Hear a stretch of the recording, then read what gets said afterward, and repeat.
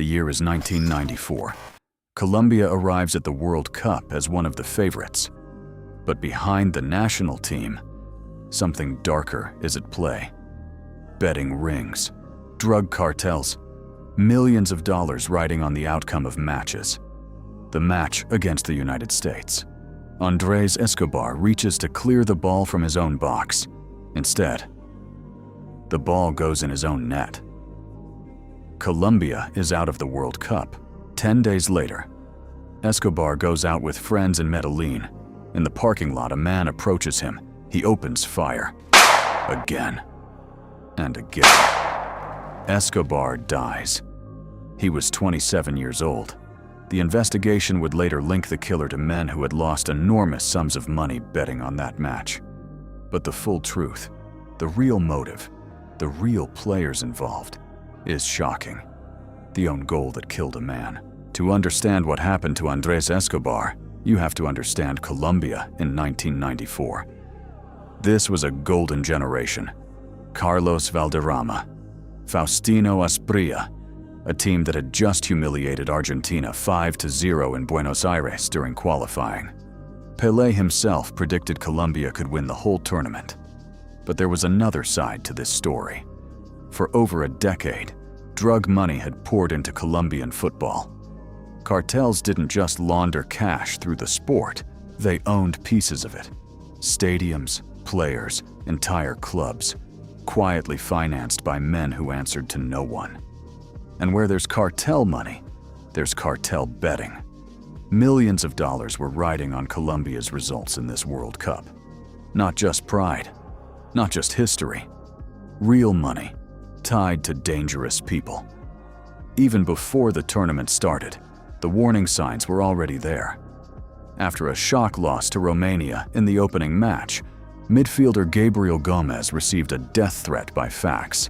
The coaching staff considered walking away entirely. They didn't. The team played on, not knowing that the real danger wasn't on the field at all. Andrés Escobar was born in Medellin in 1967, a city that would one day become synonymous with violence, but back then, it was simply home. He grew up in an ordinary family, nothing extraordinary, nothing that hinted at the storm still years away.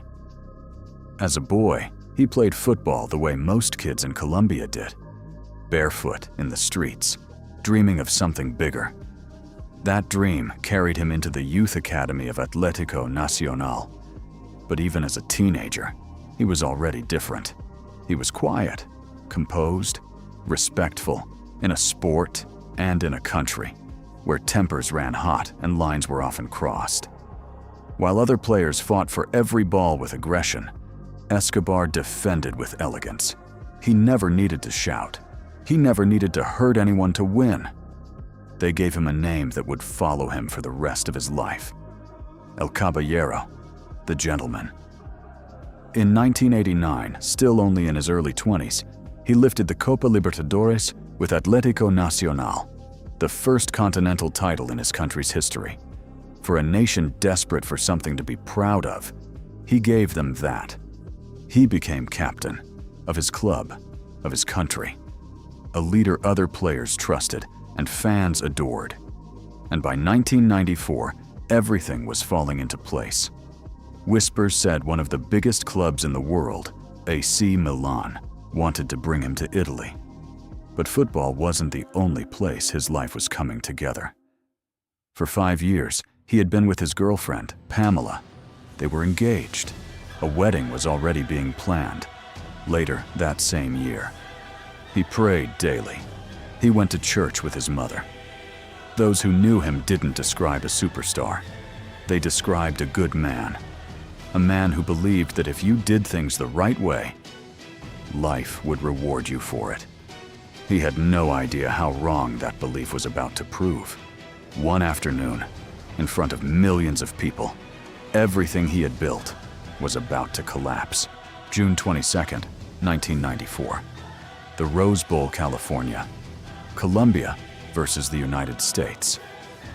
For Escobar's team, this was supposed to be a formality. A win here, and Colombia would march into the knockout rounds as one of the most feared teams in the tournament. The stadium was packed. Millions more watched from home, including an entire nation back in Colombia, holding its breath. 35 minutes into the match, the U.S. attacks down the right. A cross comes in, low and fast, cutting through the box. Escobar sees it before almost anyone else does.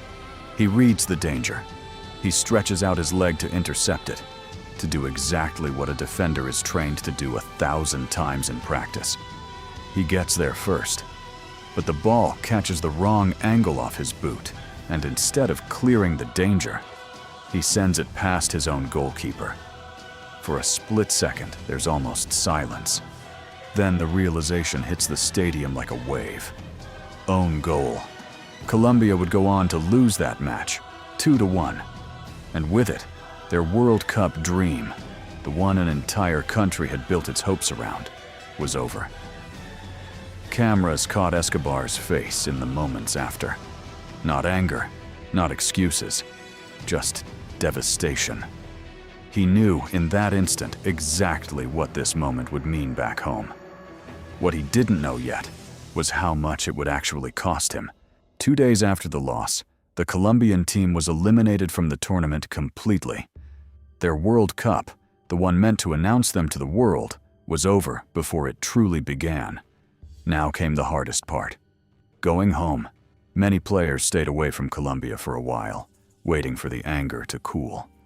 Some considered not coming back at all, at least not right away. Andrés Escobar made a different choice. He went home, not in secret, not hiding. He returned to Medellin, to the same streets he grew up on, to face his country directly. Because that's who he was. He didn't believe in running from consequences, even ones he didn't deserve. Just before returning, he wrote a column for a Colombian newspaper. In it, he tried to offer something like comfort to his fans and maybe to himself. He wrote that the World Cup experience, painful as it was, had still been extraordinary.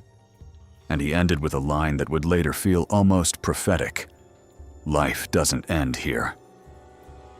For a few days, it seemed like he might be right.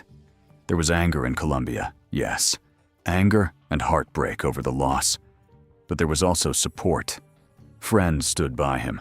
Family stood by him. On the surface, life was already trying to move forward. On the night of July 1st, heading into July 2nd, Escobar decided to go out. Nothing unusual, nothing that should have mattered. Just a night with friends at a nightclub in Medellin called El Indio, the kind of ordinary night he'd had hundreds of times before. He had no reason to think this night would be any different. But across the city, in circles connected to drug money and underground betting, his own goal hadn't been forgotten. For some people, it hadn't just cost a football match. It had cost them millions.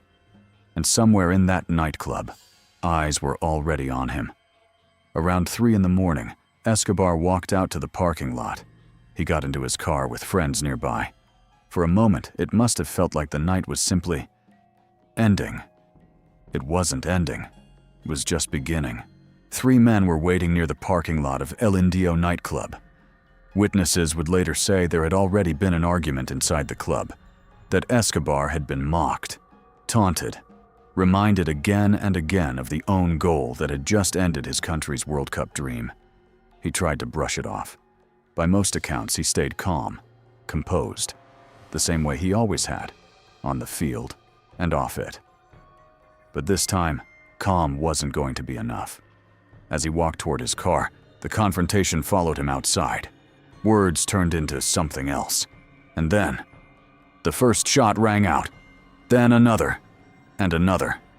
Witnesses say the gunman kept firing even as Escobar tried to get away. 6 shots in total, fired at close range, in a dark parking lot, in front of horrified onlookers who could do nothing but watch. Some who were there that night would later claim the shooter shouted a single word with every pull of the trigger. The same word that had echoed through a stadium 10 days earlier. The same word that had ended his World Cup. Goal. Escobar collapsed in the parking lot. Someone rushed him to the hospital. Doctors fought to save him. It wasn't enough. At just 27 years old, with a wedding already planned, with a move to one of the biggest clubs in the world already in motion, with an entire country still watching his career unfold, Andrés Escobar was pronounced dead. Word spread through Medellin within hours, then through Colombia, then across the world. The gentleman of Colombian football, the man who represented everything good the sport could still offer in a country torn apart by violence, was gone. Killed not on the field, but in a parking lot over a game. And now, an entire nation wanted answers. Who did this? And why? Within hours, police arrested a man named Humberto Castro Muñoz. By the next day, he had confessed. On paper, the case looked simple. A man pulls the trigger. He admits it. Justice moves forward. But the deeper investigators dug, the more complicated the truth became. Castro Muñoz wasn't just some random attacker. He worked as a driver and bodyguard for two brothers, Pedro David and Juan Santiago Gallón, men with deep ties to Medellin's drug underworld. And according to multiple reports, those same circles had placed enormous bets on Colombia's success in this World Cup. Millions of dollars, riding on a team that was supposed to win. When Escobar's own goal helped end that dream, it didn't just break a nation's heart. For some very dangerous people, it may have cost them a fortune. That's the theory that took hold almost immediately, that Escobar wasn't killed over pride or anger or a mocking comment in a nightclub. He was killed over money. But here's the problem. To this day, more than 3 decades later, that motive has never been fully proven. Colombian prosecutors, journalists, and historians have all pointed to the same uncomfortable truth. The full story was never completely uncovered. Was it really about gambling losses? Was it a spontaneous argument that spiraled out of control? Was it something even bigger? Connections reaching higher than anyone was ever able to prove in court? Castro Muñoz was sentenced to 43 years in prison. He served roughly 11, released back into the world, while Escobar's family, his fiancée, and an entire country were left with more questions than answers. For years, the case faded into history, another unresolved chapter in Colombia's violent past. Then, in early 2026, more than 30 years after that night outside El Indio, new headlines broke.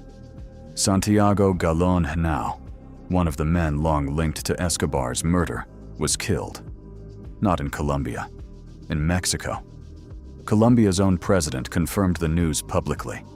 And once again, an old wound reopened.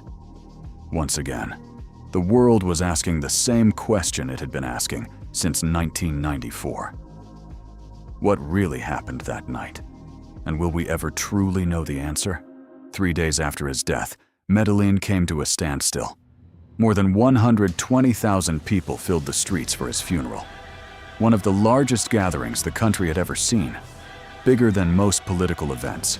Bigger than almost anything Colombia had witnessed before. People who had never met him wept like they'd lost a brother. Because in a way, they had. For years, Colombian football had been tangled up with fear, with corruption, with names that brought violence instead of pride. Andrés Escobar had been something different.